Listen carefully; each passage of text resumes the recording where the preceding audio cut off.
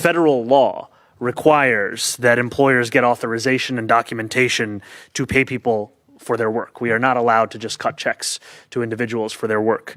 And these are the policies that we've had in place, but I understand that for many it's the first time that they've ever heard about it.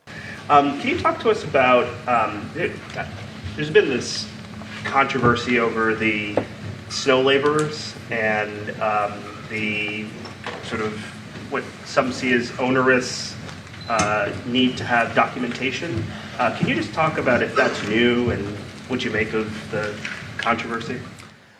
This is all long-standing. This is a long-standing program and long-standing requirements, and this is a way that New Yorkers get paid to shovel snow in assistance with the city's response to a winter storm event. Federal law requires that employers get authorization and documentation to pay people for their work. We are not allowed to just cut checks to individuals for their work. And these are the policies that we've had in place, but I understand that for many it's the first time that they've ever heard about it. Thanks, Mel. Amanda, go ahead. And just before we go, I'm sorry, brother, if you wouldn't mind turning off the flash, it's a bit blinding. Thank you. I have no flash. Thank you. Hi, Mayor. Just following up on my question for yesterday regarding the snow shovelers. Any word on the compensation? That's my first question. And secondly, we saw the death toll from the last snowstorm. How are you ensuring that if all homeless New Yorkers are, back in shelters? Absolutely. So I'll start with your first question, and I'll go into your second one. So the starting pay for emergency snow shovelers is about $19 an hour. After they work 40 hours through a week, that then increases to about $28 an hour.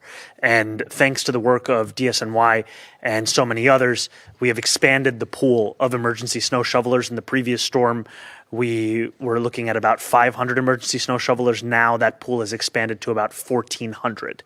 And you heard the commissioner say about plans for how the first 1,000 of them are going to be deployed between this evening and tomorrow morning.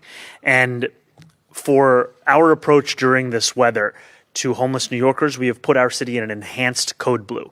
Now, what that means is that not only are we going to be rerouting all 311 calls regarding homeless New Yorkers in need of assistance to 911, but we are also opening up 22 warming buses, 11 H&H warming spaces, 13 DOE warming centers, as you heard from the chancellor, and we are also critically keeping our on-point overdose prevention centers open overnight through the blizzard. That's both for this evening as well as Monday evening. The reason that I highlight that as being so critical is a number of New Yorkers in the prior storm and in the prolonged Arctic spell after that lost their lives due to a preliminary indication of overdose related. And so to have these centers open overnight through extended hours that they would typically have, it's critically important as to getting homeless New Yorkers inside. Now, beyond this, what we are seeing is that our outreach workers are continuing to do incredible work. Just yesterday, they made 86 placements of homeless New Yorkers into safe haven sites and shelters. This will continue to be critically important because what we saw over the previous prolonged cold spell is these workers were able to make 1,400 of those placements. Now, New Yorkers have also played a critical role in assisting with this response, and we are trying to make it as easy as possible for those New Yorkers, and so that's why we're going to be sharing the information as to where the warming centers are, as well as what these information is on Link NYC kiosks across the city. Out of curiosity, were they going to train stations, encampment centers? Like, where were they going to look for vulnerable New Yorkers? Outreach workers are going across the 5 boroughs. They are traversing it 24/7. They are looking both at sites where homeless New Yorkers are known to be, as well as just going through across our streets, as well as the work that DHS has done to communicate with our partners who are running shelters to be on the lookout outside and in the surrounding area to bring homeless New Yorkers inside. Thanks, Amanda. Timmy, go ahead. Question about the travel ban tonight. How will it be enforced? What are the penalties for people who are caught outside? So the focus here is not on punishment or penalty. The focus rather is on compliance. The last time around in 2017, New York City anticipated a blizzard. It did not come to pass. And so I know for many New Yorkers, sometimes it may seem as if this weather is never actually going to be that bad. However, we only have to look at the year prior to that in 2016 to see what a blizzard is like. And I can tell you on Friday, the weather indication said 3 to 4 inches, then 6 to 8, then 13 to 17. Then 18 to 21, now 18 to 24 with certain parts of our city expecting up to 28 inches of snow. If it comes to pass as is predicted, this will put this snowfall into the top 10 snowfall events in the history of New York City.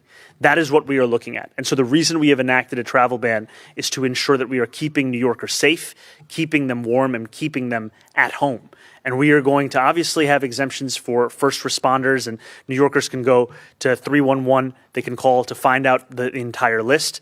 But if you do not have an emergency to leave your home, the bottom line is to stay home and stay safe. Thanks. Will they be pulled over? And what is the logistics? The focus on this is not going to be on pulling over individual drivers. It's going to be the utilization of all of city government to keep people safe. And so even for our NYPD officers, so much of their work, as we've delineated earlier in this press conference, will be assisting those who are trapped, assisting those who are in need. What we are, however, saying to New Yorkers is that this is the travel ban. This is the executive order that we have signed from city government. A violation of this is a Class B. Thanks. Jared, go ahead. Hey, how's it going? Hey, how's it going? Going back to what you were just talking about with outreach workers, given the last storm's death toll, have you noticed that homeless New Yorkers, are more receptive to it this time? Well, I can tell you just from yesterday with the 86 placements that we saw in a single day that we are seeing that by providing a wide variety of options to homeless New Yorkers, there is a greater likelihood of success. Because many homeless New Yorkers are wary of engaging with certain kinds of city services given their experiences in the past. And so that makes it incredibly important that when we reach out to a homeless New Yorker, we don't just tell them that there is a congregate shelter opportunity for them to come inside. It can also be a single room. It could also perhaps be a hotel room. It could also be a safe haven. It could also be a warming center at a health and hospital site. Because I've visited a number of these different sites, and you see homeless New Yorkers respond differently to each of these options. We need to have all of them so that we can keep people safe. And I will also just say thank you as well to our overdose prevention sites, because they have been critical in ensuring that we are tackling one of the causes of a number of deaths that we saw in the prior storm. Thanks. We've got time for a few more. Go ahead. Hi, Christy with CBS. About those outreach workers, is it the same amount as last time? I know temperature isn't as big of an issue this time. Are there more outreach workers, the same amount as the most recent snow? And also trash removal is a big complaint for New Yorkers. Is there any sort of change with getting trash removed sooner, more trucks, any other changes since last time?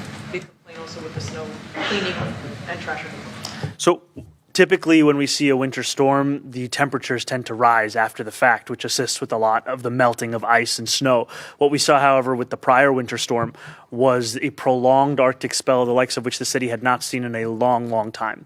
And so that actually resulted in the city needing to set up a number of melting sites. We had them in each borough. We actually still have one site still running right now. However, with this blizzard, while it is expected to be increased amounts of snowfall, we are anticipating a better weather forecast in the days that follow. We're looking at the potential of 40 degrees on Wednesday or Thursday. Also being in late February, the effect of the sun is actually far more helpful than it was about a month ago.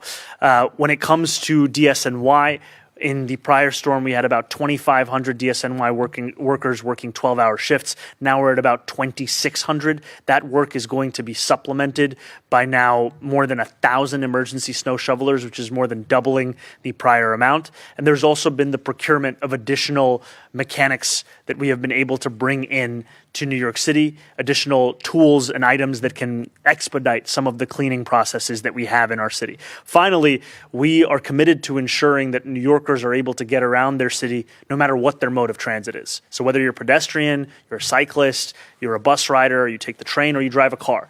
And so as part of that, we have also expanded our geotagging of a number of sites across the city, including unsheltered bus stops and sidewalks and crosswalks, to ensure that we have a better reading of what the response has been. As you heard from the commissioner as well as myself, there will be at least 1 day of delay in trash collection. We are also asking New Yorkers to engage with recycling collection in the manner that they would after specific holidays, holding it for the next week. And this is just because of the fact that the same incredible men and women at DSNY that are doing the work of snow removal would otherwise be doing the work of garbage collection. And so we need to make sure that they have enough time to be able to respond to the snow. And then as soon as they can, they will turn to the garbage, and they will also be prioritizing compost, as the commissioner said, on account of the fact that these are the substances that create those kinds of odors.